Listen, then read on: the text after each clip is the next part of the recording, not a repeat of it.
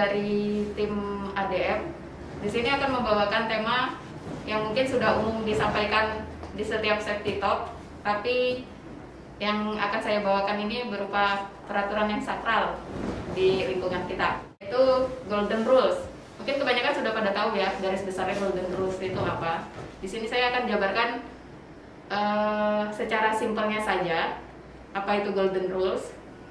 Golden Rules merupakan peraturan yang melindungi pekerja dari resiko utama penyebab kecelakaan. Golden Rules juga menentukan tindakan aman dan tidak aman, serta menentukan sanksi kepada pelanggar atas tindakan tidak aman. Ruang lingkup Golden Rules itu berada di semua area kerja UT, baik di HO, di cabang, di site, di perwakilan lainnya, dan di area pemilik tambang maupun kontraktor pertambangan.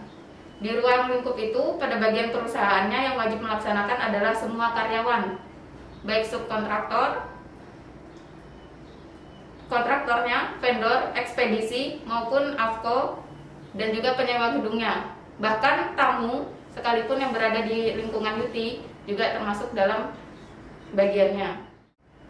Apa aja sih yang masuk dalam Golden Rules? Itu ada 6 poin.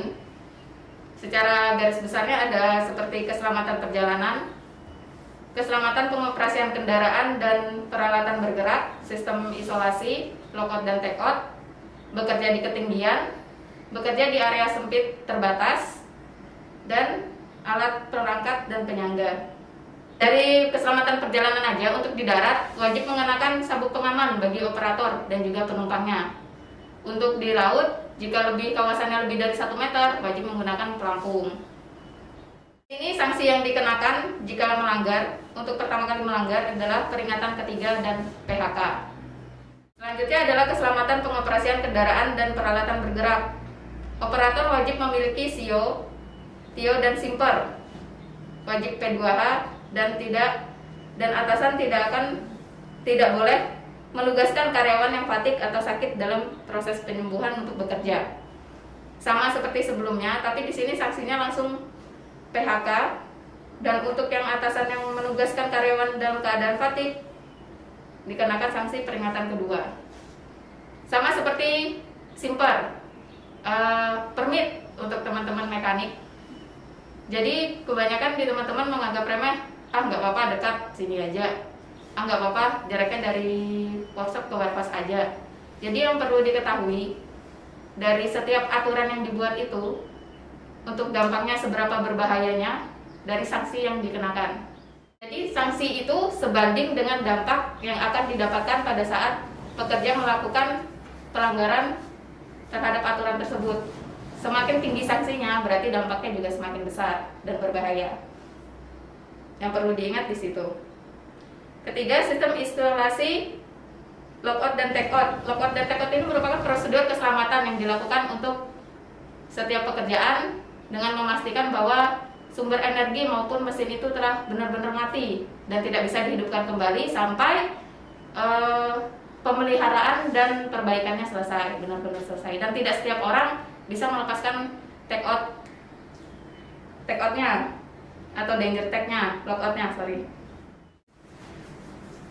Sanksi yang dikenakan pada saat melakukan pelanggaran seperti tidak melakukan isolasi, lockout dan takeout adalah PHK dan peringatan ketiga, sama dengan melepaskan padlock orang lain.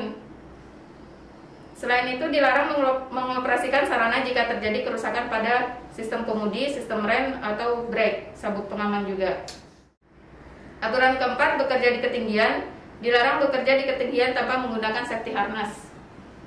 Kebanyakan dari kita menganggap remeh ya, jadi mungkin cuma sebatas berapa meter aja, lagian ini di area office aja, jadi nggak usah pakai safety harness. Sebenarnya itu penting, karena seperti yang saya sampaikan tadi, tingkat berbahayanya suatu aturan dapat dilihat dari sanksi yang diberikan. Semakin tinggi sanksinya, berarti semakin berbahaya akibatnya jika melanggar.